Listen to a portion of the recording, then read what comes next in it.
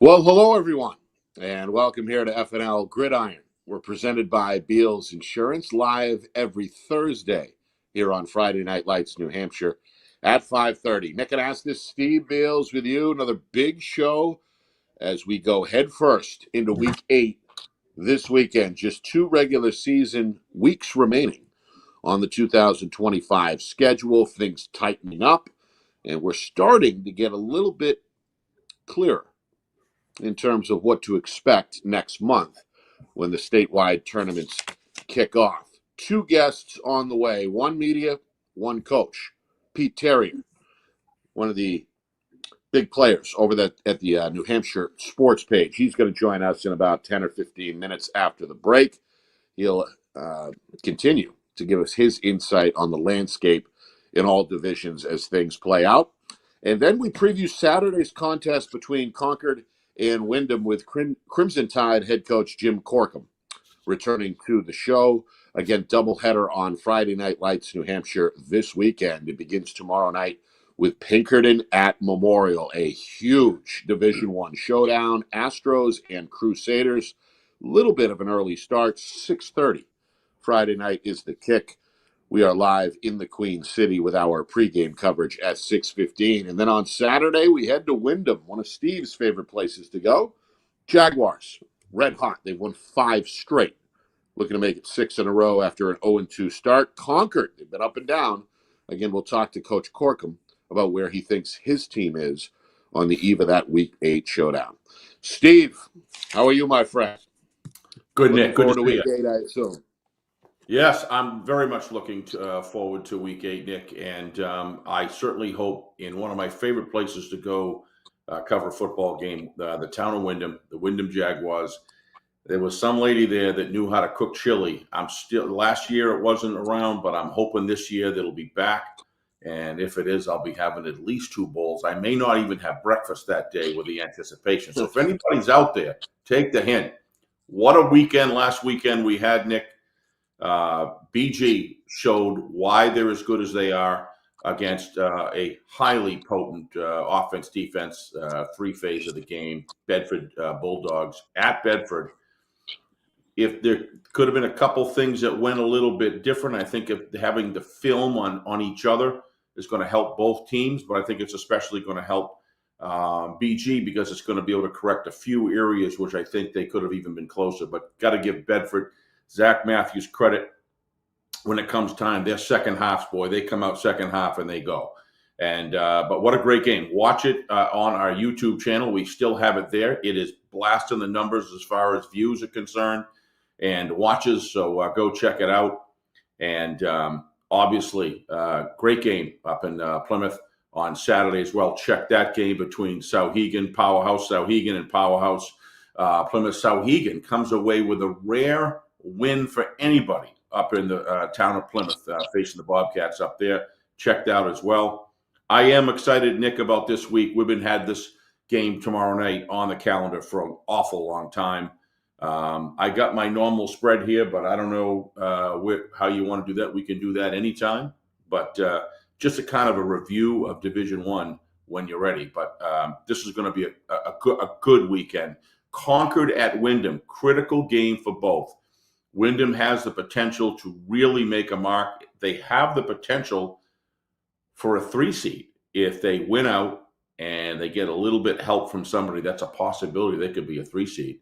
But even if they're a 4, they're going to be, if they're able to win, I think Saturday, they're going to have a very good chance of hosting at least the preliminary round, potentially the quarters.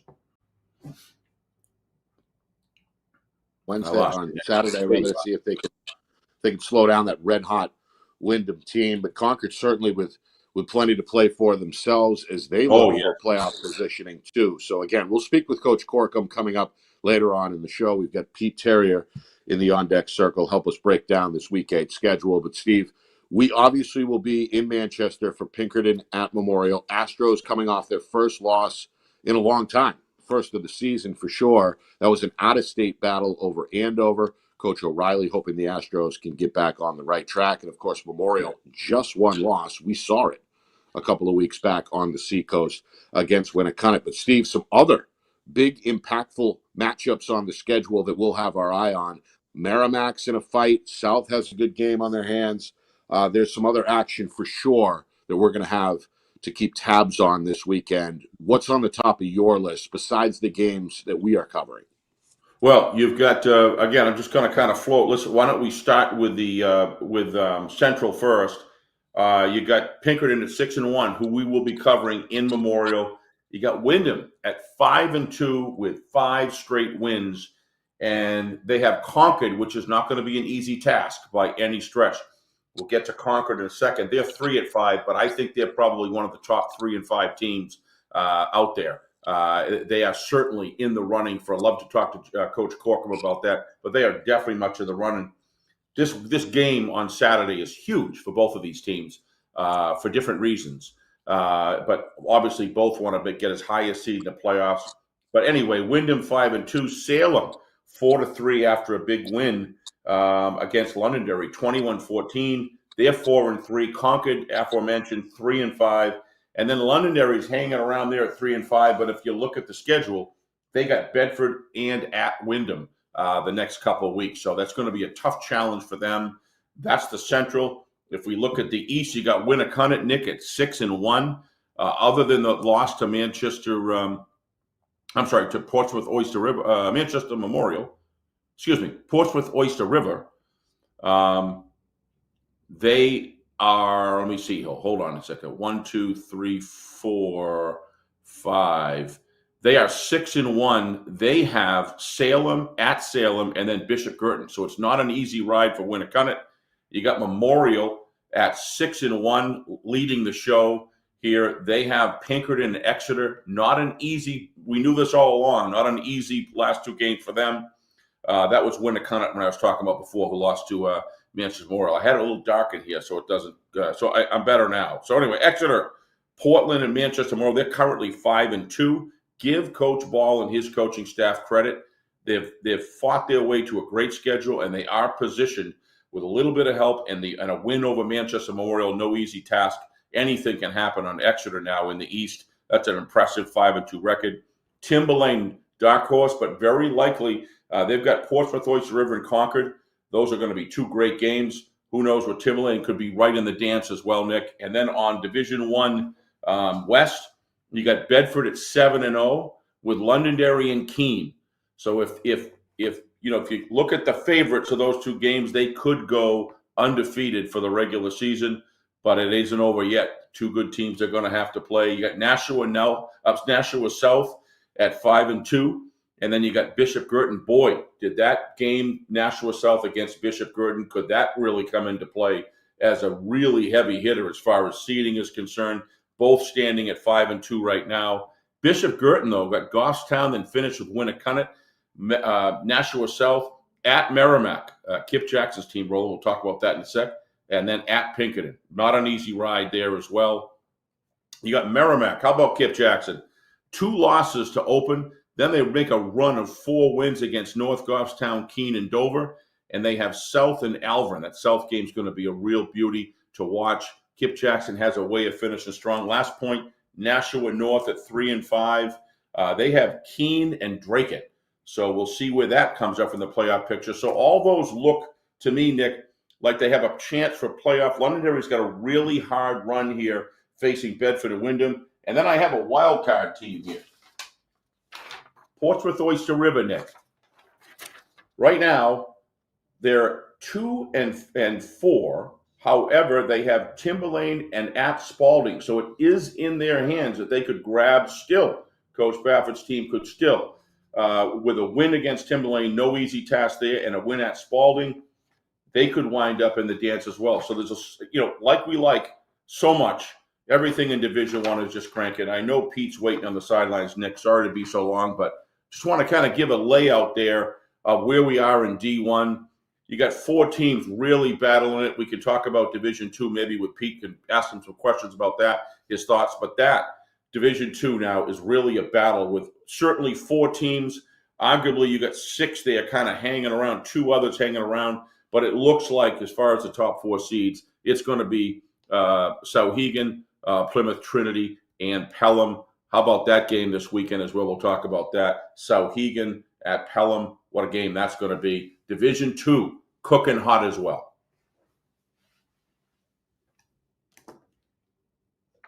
Topped Plymouth on this channel last weekend in a battle of unbeaten. So Sauhegan right now in the driver's seat for the 1 seed in Division II. All right, when we come back, we welcome back Pete Terrier of the New Hampshire Sports Page. You are watching FNL Gridiron. It's presented by Beals Insurance.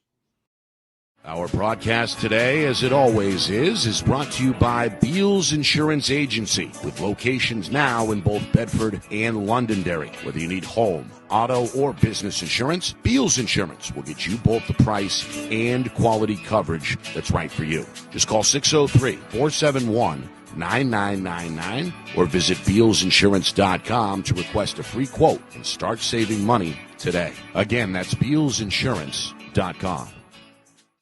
Maybe it's leaning too close to your home. Maybe it's not healthy. Or maybe you just don't like it there. No matter what the reason is, if you need tree work or pruning, call Accurate Tree Service. They have the right equipment and expertise to properly diagnose, treat, or remove trees, no matter how difficult the terrain.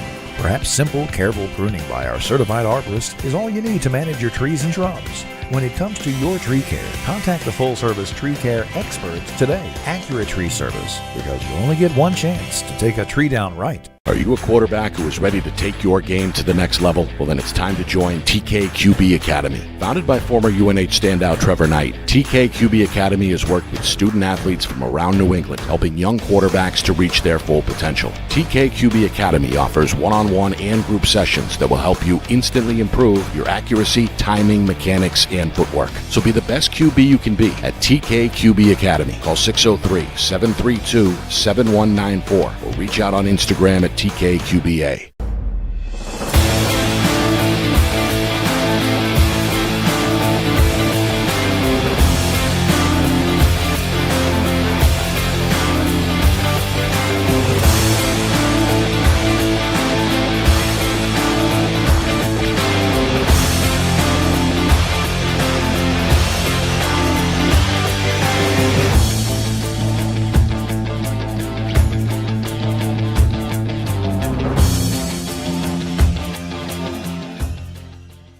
How can you reach your team's fundraising goals at no risk and no cost? MG Sports offers a variety of products to make your team's fundraiser a success. Their products include discount tickets, cards, and calendar raffles to hundreds of local merchants throughout the New England area. Don't waste another season. Raise more funds than ever before and become another football program in New Hampshire that sets fundraising records every season. MG Sports, fundraising made easy. Visit mgsportsfundraising.com to start raising money for your team today. Well, welcome back here inside FNL Gridiron. We're presented by Beals Insurance. Nick and Aston, Steve Beals with you live every Thursday at 5:30. The show, of course, available anytime after that on our YouTube channel. We're on Friday Night Lights, New Hampshire. The official home is FNLNH Media on YouTube. Again, FNLNH Media. Pair of broadcasts coming your way this week. 2 games of the week beginning tomorrow night in Manchester. Manchester Memorial and Pinkerton. Both seeds still in the hunt for the top overall seed in Division 1. That kickoff comes your way at 6:30. Our pregame coverage is off the air at 6:15. And then Saturday, big game as well. Concord at Wyndham. We're going to speak with Crimson Tide head coach Jim Corkum coming up in a few minutes. Wyndham, they've won 5 in a row. Looking to make it 6 straight. All right, let's bring him in. Pete Terrier returning to the show. There he is. Home. Nice and comfortable, I see. Pete, How are you tonight? Pretty good, guys. Thanks for having me back on. Thanks for coming on. We appreciate it. I think we may have to upload our studio, Steve, and head over to Pete's with that comfy chair. It looks pretty inviting. Let me tell you, are the Bruins on later or something? Pete looks like he's ready to give us a quick 15 minutes and then head out to the – no? No, all I can tell you is that the weather has certainly turned. We've been lucky so far this season with some Oh boy. pretty good temperatures, but I went out there this afternoon. I was like, I better put a sweatshirt on because I'm still Oh yeah. going, the polo shirt like you, Steve. I'm still wearing the short sleeves. So I haven't Yeah. turned it over to the fall line as of yet. You know what it Yeah. is, Pete? Is I played men's league softball for years. I played three different leagues at the same time back then when you could run. And we played Frostbite League. You ever heard of Frostbite League? And Oh it goes yeah. on and like no. And you wear shorts, and you never get over it. You never stop wearing them. It's like in January, if I could get away with it, But sometimes people just point and say, "Hey, look, that guy's still wearing shorts. I can't help it."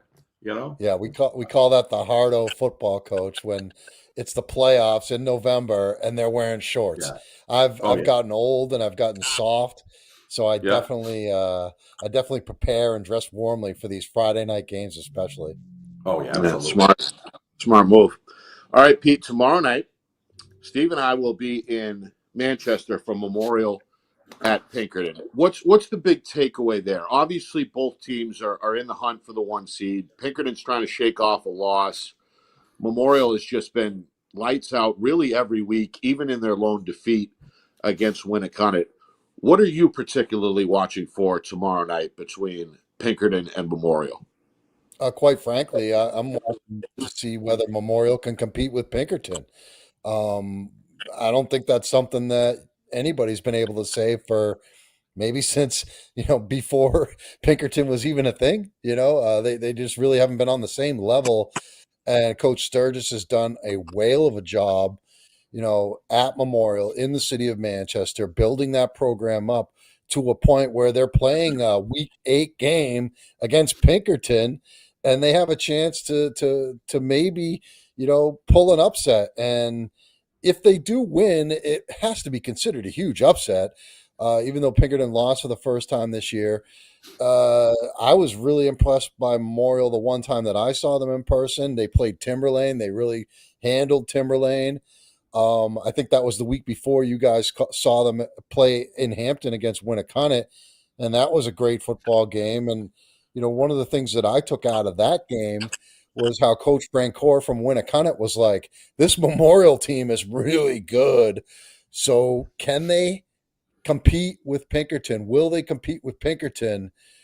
I think that's the big, huge question, and we'll see. I mean, they've got a lot of size. I don't think Pinkerton's lines are as big this year as they usually are in terms of just power and size on the lines. And Memorial has that, and Memorial has some skill guys too, and they can mix it up a little bit with the pass and the run. But they got a really devastating run game. Jake Schuff. I mean, you guys saw what he did last week against Nashville Oh yeah. South. He's a kid with great speed.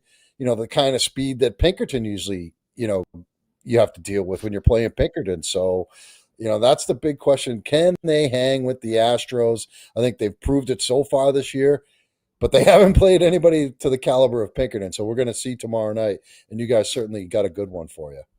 Oh Yeah. All right, Pete, let me ask you this. Across D1 this week in week number 8, which team needs a win the most? When you factor in all of it, the playoff positioning, the streaks, etc., which team really needs a win this weekend? Well, I mean, Londonderry is a team that really desperately needs a win this week, and Yeah. you're going to be playing Bedford, so that's at least it's in Londonderry. It's on a grass field, and Coach Lozon knows. Looks like he froze. All right, let's try to reestablish Yeah. Pete and get him back on as quickly as we can. Meanwhile, Steve, you seem to agree that Londonderry was one of those teams that really needs a win at 3. And what is their record? It's not 3-5. 3-5. 3-5. Yeah. Well, they've only Yeah. played 7 games. 3-4. Excuse me. 3-4. 3-4. So they're trying to avoid dropping to 3-5. A win would get them back to 500. And they're home against Bedford, then they're at Wyndham, Nick. That is no easy picnic right there. Never known Wyndham or Coach Lozon to feign in any situation like that. He's going to go all out, have his guns blazing. But that is a tough last 2 games coming. The Concord win against Pinkerton earlier in the season was a big win. for Concord. Coach Corkum, to beat Londonderry early really did themselves a lot of good, with that. Pete was talking about big games. I agree, Londonderry. I think our game on Saturday is a huge game for Coach Corkum and Concord to solidify, if you will, a situation. And the reason I say that is because, they're at Wyndham. If they could come up with at least right now what would appear as a modest upset, not a huge upset. These teams are both good programs. Then they have a tough battle against Timberlane. I am not going to say another word because we got the big guy back. And I have no idea what you guys missed, but I just rattled off some really good stuff right there. But we saw you hiding a big bag of potato chips, and you just needed a break, is what I thought I saw. No, I don't know what happened there, but No, well, Pete, I'll let you pick up where you left off, Pete. We heard Londonderry. that you announced Londonderry, right, was one of the teams that needs a win. That's going to be an uphill fight against Bedford, frankly, the lone undefeated team left in Division One. But how about some other teams, Pete, that really need a win this week in Week 8? all right, so we're going to back up the truck here, and I'm going to tell you, yes, Londonderry needs a win big time. Portsmouth Oyster River, Steve's wild card team, needs a win desperately. They're playing Timberlane. That's not going to be easy. But if they win their final two games, they're going to be in. Another team that I think really needs a win is Nashua South, not to get in the playoffs or, to improve their situation. I think more to improve their mindset, because they lost that game against Memorial last week.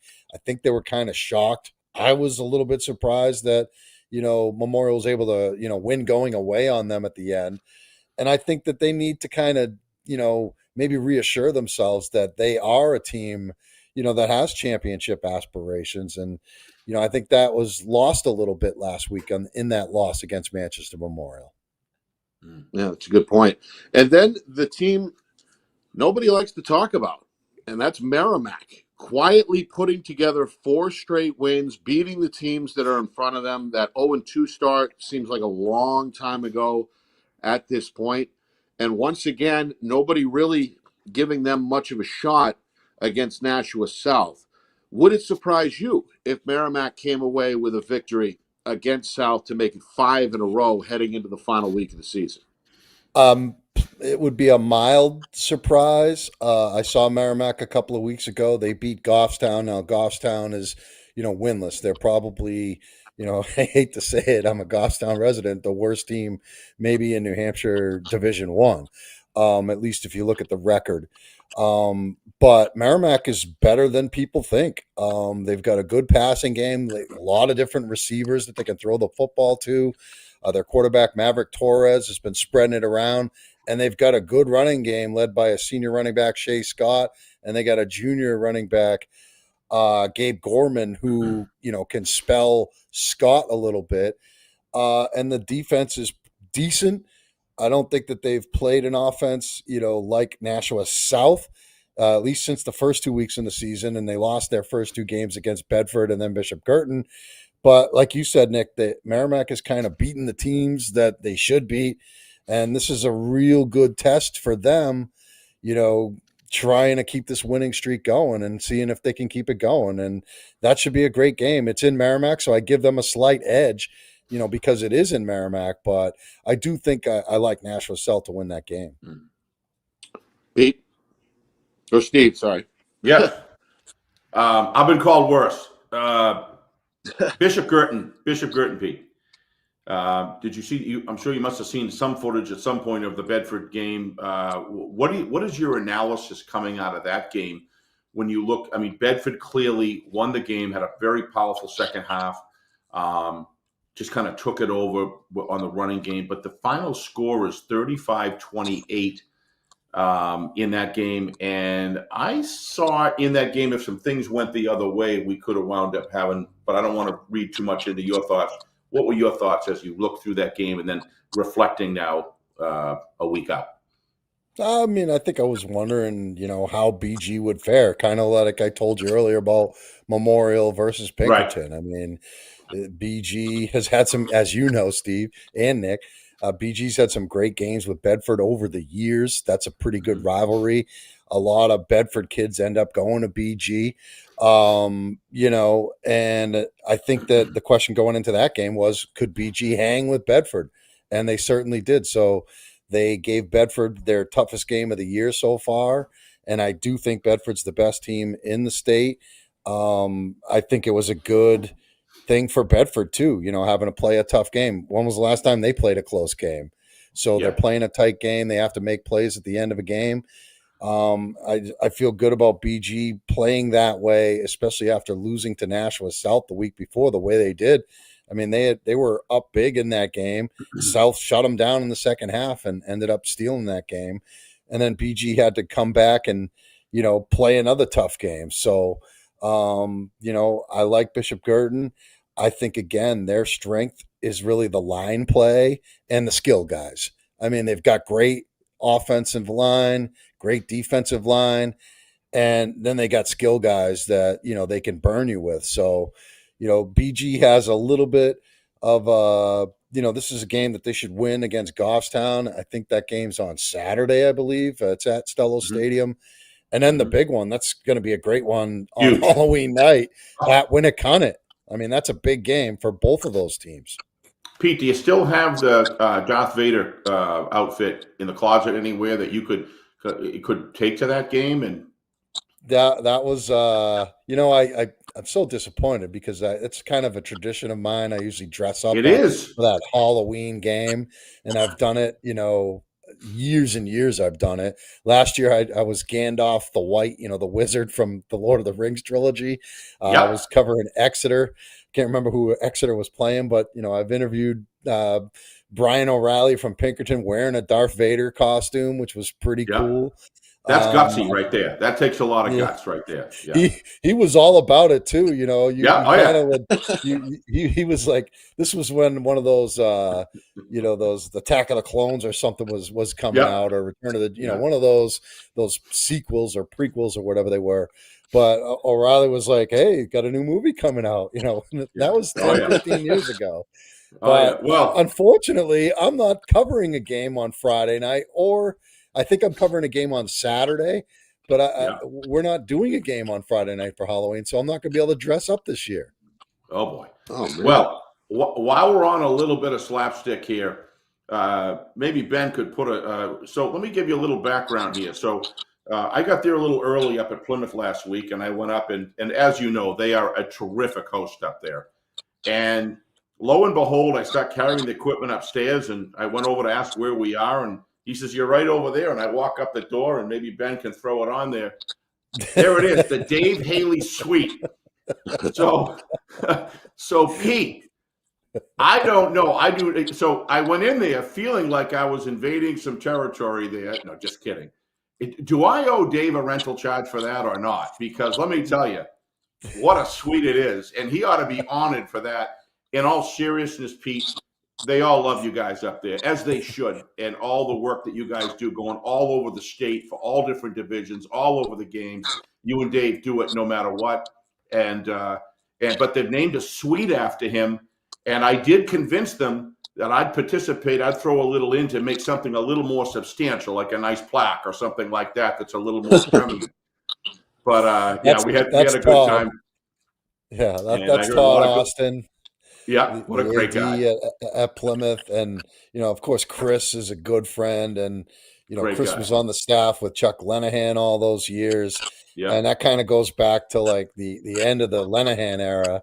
And Dave loves going to Plymouth, especially in the fall, those Saturday afternoon games. Unbelievable. I'm shocked he didn't, have that Plymouth Souhegan game on the schedule. We've just covered them a lot. We really try and mix it around. Sure. And we try and really only cover one, a team once per year.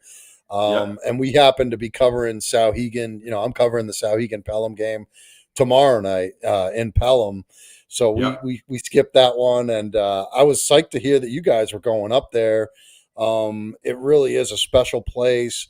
It is. Just the way that hill is, where, you can sit there and watch the game, and it means something in Plymouth for not just the kids in the school, the players in the team, the parents, but it's the community of Plymouth all comes out.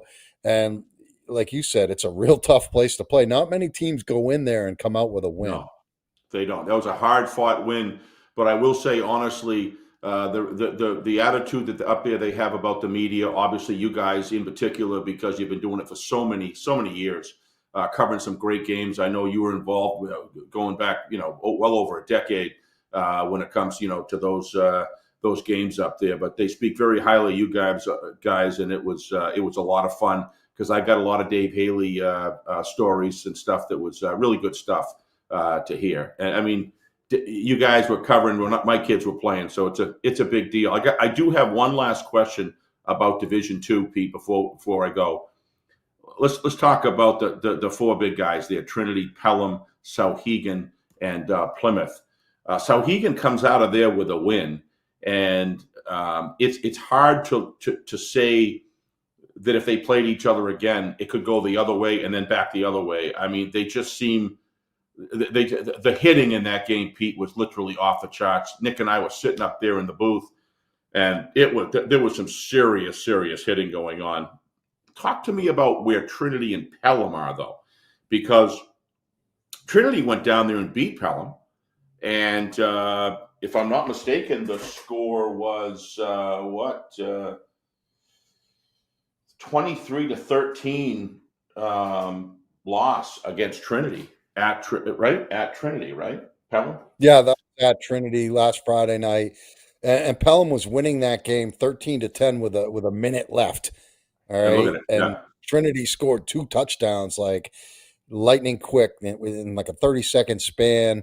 Ollie Service threw a touchdown pass to Davey DeRepo. And then Ollie had a pick on defense when Pelham, was trailing for the first time with under a minute to play. And Ollie made an interception, and then like the first play offensively, he broke free for like a 60-yard touchdown run, and it turned a 13-10 deficit into a 23-13 win for Trinity. So that was a huge win for them. Pelham, I don't know. I haven't seen them yet this year. I'm going to see them first tomorrow night.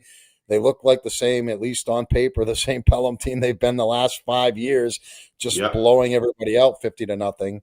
And about the Sauhegan Plymouth thing, last year Plymouth beat Sauhegan in the regular season, and then Sauhegan returned the favor in the postseason. So and this year Sauhegan wins. I'm not saying Plymouth is going to win the rematch or whatever, but I think there's a lot of injuries, and at the Division II level, especially, you don't have the depth that you have at Division I. Pat Muse didn't play in that game for Pelham. He's, one of their best linemen, or he's probably their best lineman, maybe their best player. Really kind of causes problems on both sides of that line, and he didn't play in that game. I don't know if Brody Smith played for Sauhegan in the game against Plymouth or not, but, Sauhegan's been able to kind of replace their quarterback and still win. And Fiengo did come back last week, so that was a good sign, but they had to use Brody Smith in a win, I think, against Hanover. They did like some wildcat stuff with Redelinus running the football. But so far to me, Sauhegan looks like the team to beat. But don't count Plymouth out, obviously. Don't count Pelham out. And Trinity, man, is making a case. They got waxed by Plymouth when they played. We did the game. We were there. So you guys were too. Saw. Yeah. You saw that. And man, it didn't look like Trinity belonged on the same field with them, right? So, I know Ollie personally. He's friends with my son. They played baseball together for the last 5 or 6 years with the New Hampshire Prospects. And Ollie is a scholarship player going to play baseball at UMass next year. So he's a special athlete. And the kid Connor Bishop is really good player for them, multi-sport athlete. You guys cover him in basketball as well, like we do. And they lost Dijon Tomaso. He went to prep school. He would have been a senior on this team. So that would have been, even more, firepower for Trinity. But I think it's exciting to see that, even a team like Manchester West, that was my next question. I like West a lot. Here's the problem. They haven't, they played Pelham. They lost 30-something to nothing. They played Sauhegan. They lost 30-something to nothing. So, I mean, when we can't even score against these teams and they're putting up 30, you're not in their class. Now, Right. maybe on the right night they could get them, but they've had chances and they haven't been able to kind of hang with them. And I think the same thing for teams like St. Thomas, who's 5-2. They're going to play Kingswood this week. They're 4-3. I just saw Kingswood last week, and that was a pretty good game against Manchester West. And Nick, man, to go to Manchester West and cover a football game there, a meaningful football game near the end of the season, was cool for me because I know you're a grad of Manchester West. I can't remember what year, but I'll tell you what, it had been a long time since I covered a game over there on the west side. The last time I did, Jimmy Lozon was their quarterback. So it was 2007, I believe. Wow. And almost 20 years. And Coach Preventer has done an unbelievable job. Just think about Manchester football for a second. Yeah. Yeah. Manchester football was like the king 10, 12, 15 years ago, going back, 20 years with those great Jimmy Schubert teams. Trinity was a Division I team. Memorial was maybe since like the 70s. They really haven't been good. They weren't really good, I don't think, too much in the 80s, certainly the 90s. But to see those teams kind of back, even Central had a couple of wins. They had a 2-game winning streak this year. So it's cool to me to see Queen City football kind of back on the map here. Making a comeback. Yep. Mm-hmm. Yep. As you said, last year was a big year for both Memorial and West. It had been, I believe, a 17-year playoff drought since 2007 for both schools until they both made the playoffs last year in Division I for Memorial and Division II for West. And it looks like both programs will be back in the postseason again this year. So, yes, football is back in the Queen City, and we absolutely love it. Pete, as usual, you knocked it out of the park, my friend. Always. You have something to do on Halloween night where you can show off the costume. It won't be at a game, but nonetheless, a chance maybe to trick or treat or something like that. Always in the cards. Always a pleasure, as usual. Give Dave Pete, our thank best. you. Give Dave our best, Have Pete. some fun tomorrow night covering Pelham as well, and we appreciate you checking in with us tonight. Yeah, thanks, guys. Enjoy the couple games this weekend. Steve, have fun out in Wyndham, man. Hope the chili is there and it's warm for you. Coach Lee is done a phenomenal job. It's incredible what's going on there. They have a quarterback that can get it done. Really excited about Wyndham football right now because things are cranking there. And anybody that takes them lightly is making a huge mistake, Pete. Yeah, I saw them on opening night. You guys were there at Pinkerton, and they lost 28-0, but I thought the defense looked pretty good in that game. Couldn't get anything going on offense. Yeah, they're a much different team now. Yeah, no doubt. Appreciate it, Pete. Thank you. Thanks, Pete. Boys. Thank you. Say hi to Dave. Pete Terrier of the New Hampshire Sports Page. Check them out, nhsportspage.com. Coming up, Jim Corkum returning to the show. Concord. They've been hard to figure out this year. Will they bring their A game on the road at Wyndham? We're going to find out next. You are watching FNL Gridiron. It's presented by Beals Insurance. Our broadcast today, as it always is brought to you by Beals Insurance Agency, with locations now in both Bedford and Londonderry. Whether you need home, auto, or business insurance, Beals Insurance will get you both the price and quality coverage that's right for you. Just call 603-471-9999 or visit BealsInsurance.com to request a free quote and start saving money today. Again, that's BealsInsurance.com. Maybe it's leaning too close to your home. Maybe it's not healthy. Or maybe you just don't like it there. No matter what the reason is, if you need tree work or pruning, call Accurate Tree Service. They have the right equipment and expertise to properly diagnose, treat, or remove trees, no matter how difficult the terrain. Perhaps simple, careful pruning by our certified arborist is all you need to manage your trees and shrubs. When it comes to your tree care, contact the full-service tree care experts today, Accurate Tree Service, because you only get one chance to take a tree down right. Are you a quarterback who is ready to take your game to the next level? Well, then it's time to join TKQB Academy. Founded by former UNH standout Trevor Knight, TKQB Academy has worked with student athletes from around New England, helping young quarterbacks to reach their full potential. TKQB Academy offers one-on-one and group sessions that will help you instantly improve your accuracy, timing, mechanics, and footwork. So be the best QB you can be at TK QB Academy. Call 603-732-7194 or reach out on Instagram at TKQBA.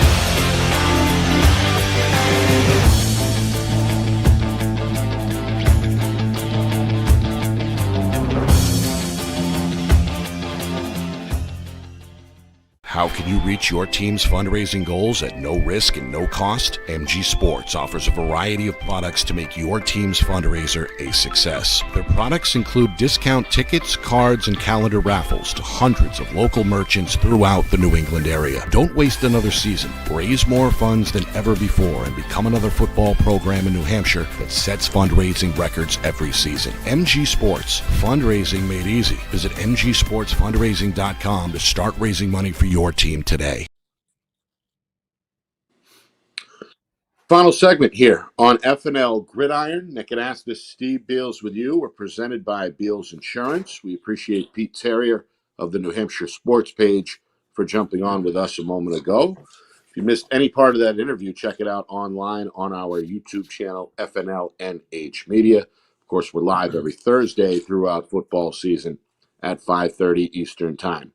We are hoping to connect with Jim Corkum momentarily, the longtime Concord head football coach, battling some technical difficulties behind the scenes. We're hoping for the final 10 minutes of the show to visit with Coach Corkum. But, Steve, as we've already laid out, big game for Concord. 3 wins on the season. Some of those losses, they've been competitive against good football teams as well. Yeah. A very tough group. A mix of experience, some youngsters there, but certainly accustomed to playing winning football at times this season. No question about it. Anybody, they can win this game. It is absolutely possible to win the game, and the reason why is Jim Corkum as a coach has shown. At 6:15, and once again, we'll be simulcasting with Nessa Nation tomorrow night as well. So Pinkerton at Memorial, 6:30. Right here on Friday Night Lights, New Hampshire, in our Game of the Week, presented by Beals Insurance. Saturday, we're right back at it as well. In Wyndham, as the Jaguars look for their 5th straight win. They've got a chance to host a home game, possibly scratch out a bye for the upcoming Division I tournament as well. So a lot to play for on the home side. And, of course, Concord trying to get in, period.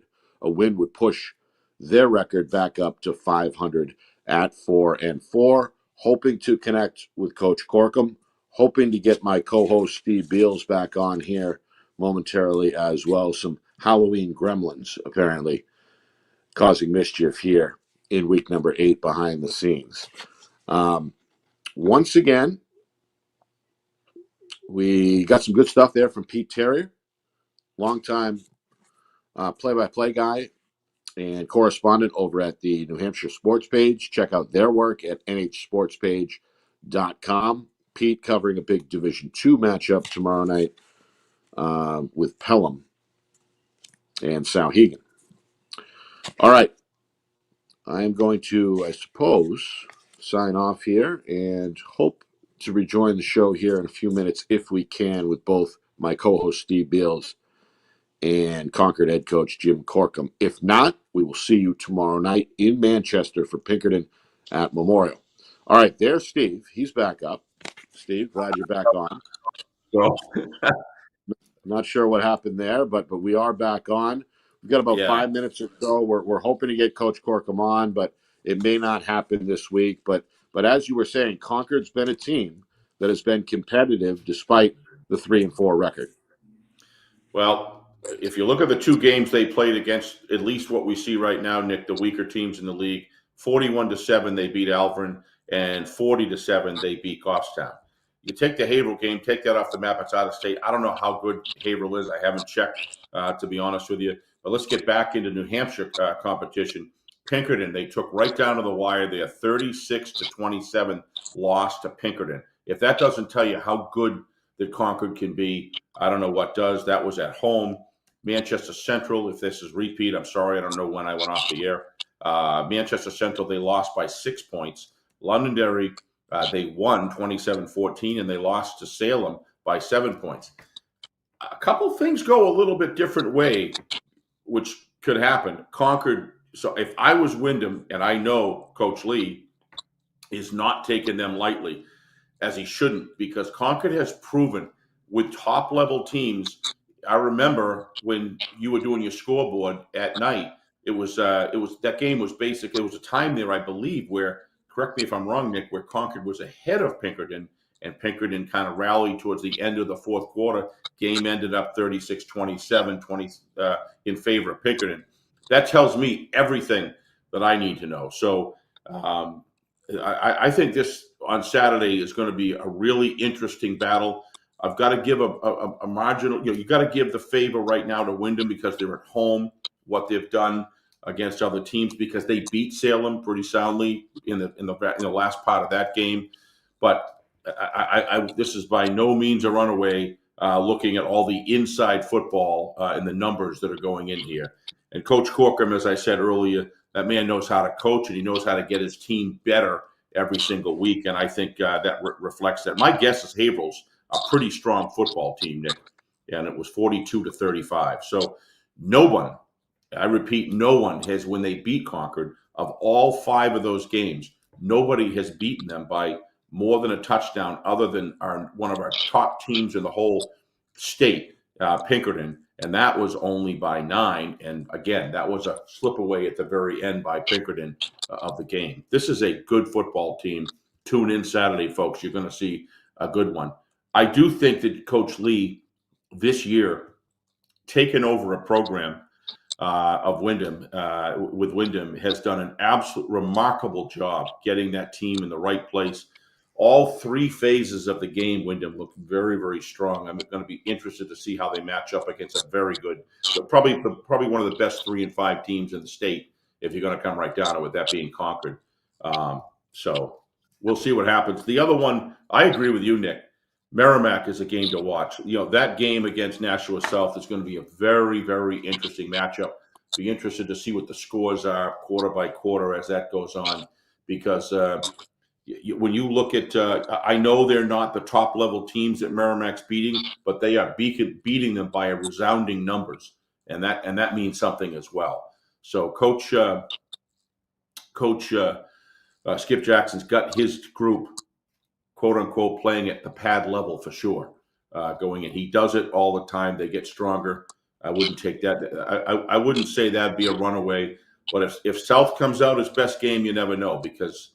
And I agree with Pete. Big game for South to make a statement one way or the other. I think this game is going to define South to some degree of, with the results. If they lose the game, it's going to be, kind of devastating. You can always come back, but mentally going into the last game of the season, they're going to, South is going to play Pinkerton, so it doesn't get any easier in that situation. But this is just stacked up, Nick. This is everything that the media and the fan bases of the state want to see, and that is true parity across the league, where any given Friday night or any given Saturday, anything can happen. So we'll see what happens. I still contend my wild card playoff team, Portsmouth, if they beat Timberlane and beat Spalding, they are now going to be basically, what's that, 4 and 4.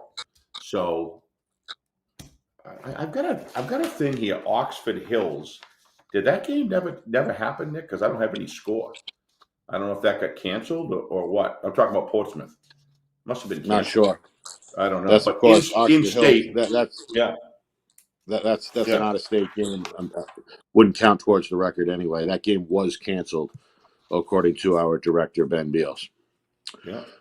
All right, we were hoping for one last Hail Mary here with Coach Corcoran, but we are just about out of time, unfortunately. So we are going to have to reschedule that one and wish Coach and his team the best of luck this Saturday. We will be there in Wyndham. Final reminder, doubleheader this weekend again on Friday Night Lights, New Hampshire. It begins tomorrow night in the Queen City as Manchester Memorial plays host to Pinkerton. Both teams with just one loss. As we head down the stretch, Astros looking to shake off an out-of-state defeat. Memorial looking for their second straight win, and once again a chance to potentially leapfrog Pinkerton towards the top of the standings. That one Friday night, 6:30, 6:15 our pregame show, and then Saturday we're in Wyndham as Concord takes on the Jaguars. Wyndham has won 5 straight. That's a 1 o'clock kick. 12:45 is our kick, our pregame coverage. Begins at 12:45. Oh, and now here we he do is. have Coach Corkum on. And Ben, you had to do it right when we're about to go off. All right. So rapid fire round here, Coach Corkum, because I've got to go. Good to see you, Coach. Yeah, good to see you guys Coach, too. I apologize for the technical difficulties. Not your fault at all. We've been battling that all year. Coach Corkum, where is your team heading into week number 8? A 3-4 record, but very competitive against some of the state's best competition. What do you expect to happen this weekend on the road with your club? It sounds like they're ready to go. Yeah, we're really expecting to try to get over that hump. Like you said, we've been competitive against some really good teams and played some really tough competition. But our kids are looking to really take that next step and win some of those games against some of those elite level teams. So that's what we're gearing up for, and that's what we're trying to do on Saturday against another very, very good team. So they're excited and ready to go. We've got a great week of practice, and looking forward to the competition. Yeah. Coach, what has been missing in that fourth quarter? What's been the difference between some of these close wins and close losses?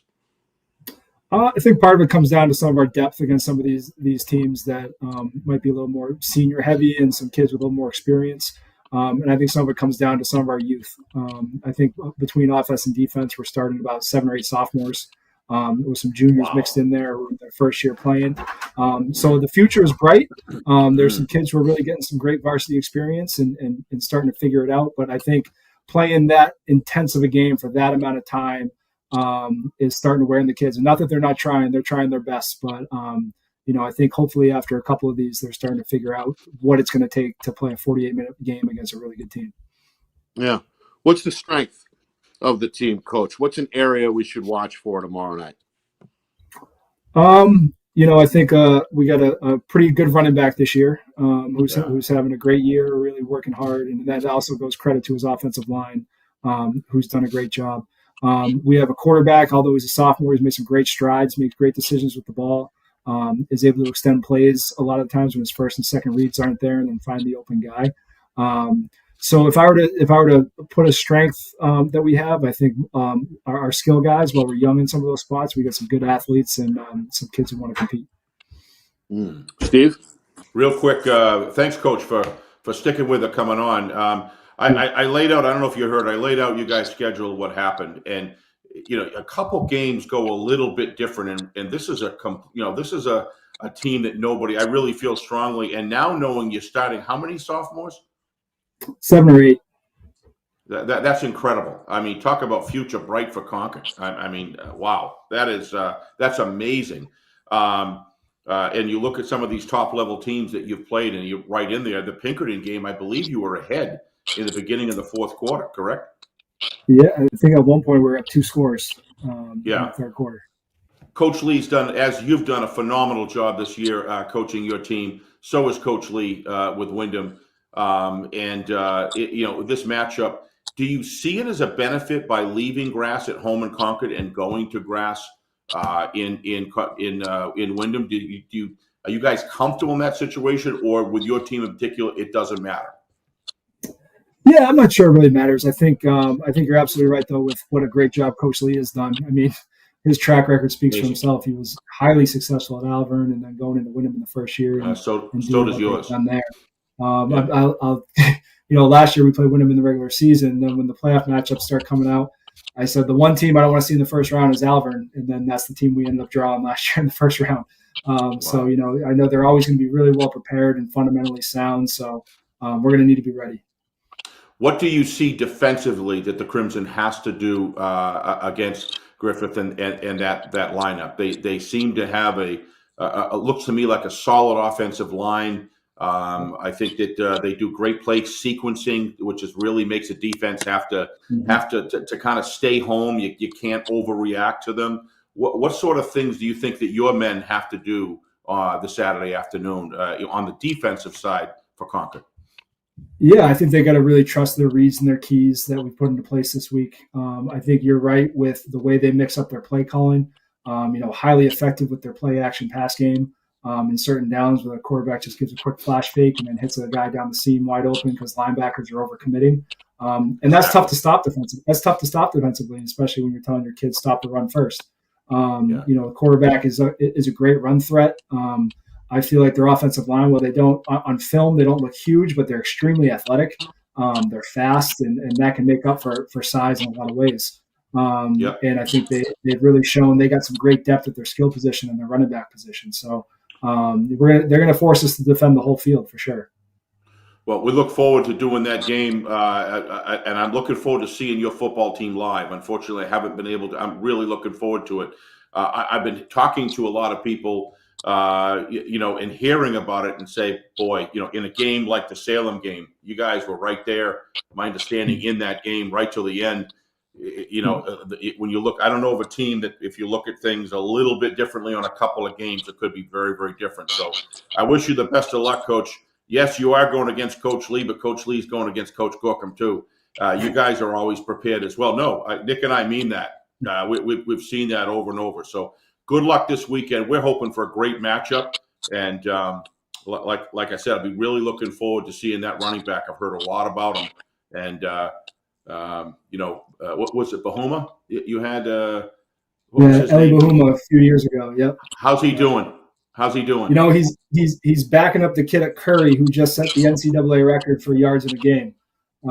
So he's doing all right. I think he got in against NEC. He got like 6 or 7 carries for like 60 yards. Nice. And he was sending in the spring. He was sending me some highlights from his spring game. So he's doing well.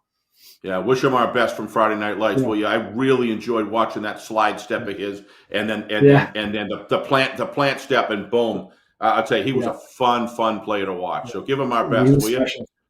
Coach, thanks for fighting with Ben fighting alongside Ben to get you on. It makes the program that much better. I'll turn it back to Nick. Looking forward to seeing you on Saturday.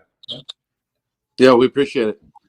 Thank you, Coach, for putting in that extra effort for sure, and good luck Saturday as well. Yeah, thank you guys, and as always, really appreciate everything you guys do for New Hampshire football. Looking forward to seeing Concord. You bet. Take care. Thank you. Jim Corkum, class act, giving us a sure 2-minute drill here at the end of the game to close it out for the win. Good stuff there. Good stuff from Pete Carrier as well. Another good show. A good way to get ready for week number 8. Doubleheader again tomorrow night. Pinkerton at Memorial. Saturday, it's Concord at Wyndham. Steve, quickly, your final thoughts. Real simple. Tomorrow night, buckle up. You're going to, just like we saw, with Bedford, the hitting, and with BG at Bedford, just like the hitting that we saw. And what I mean by hitting is quality form tackling, going after it, full bore, guys who know how to protect themselves but deliver the wood at the same time. I think you're going to see this weekend, it's going to be filled the same way. Got to go back a while before I've seen week after week. We have been so fortunate to have these kind of matchups going in, week out, and going back all the way back to Winnicott and Memorial. It's just, Portsmouth. Portsmouth. It's just been a great year for that. This weekend is when it all starts to really matter. Guys can smell seedings and home games. They start thinking about that. And these are 2 playoff potential teams right here, 4 playoff potential teams. But tomorrow night we'll start there. I think it's going to be fierce. One thing I'll say alongside it with Pete, I think Pete's an astute analysis guy in Division I especially. He's always impressed me with his ability and knowledge of Division I. And I will say that I think he's right on that there's something about Memorial that they have some players that are fast and strong as the top guys in the league. And that's what it's going to take to stand up with Pinkerton. And he's got some players there, as we know. It's going to be a great matchup tomorrow. Yeah. And I think Memorial coming home, Nick, is going to be a big factor as well. They're going to be in their home field. Pinkerton, never forget, is a really hard place to play. Coach O'Reilly and the whole group there makes it a very difficult place to play. This is going to be an interesting game tomorrow night. I can't wait. All right. We'll be on the air again tomorrow night, 6:15 kickoff is at 6:30. I want to thank Coach Corkum from Concord, Pete Terrier from the New Hampshire Sports Page for joining us tonight. I want to thank the sponsors as well, Beals Insurance, MG Sports Fundraising, Accurate Tree Service, Jewett Construction, and TKQB Academy. For our director, working hard tonight as usual, Ben Yeah, Beals, overtime. the man behind the curtain, doing a great job as usual, and my co-host / executive producer, Steve Beals. My name is Nick Anastas, saying so long. This has been FNL Gridiron, presented by Beals Insurance.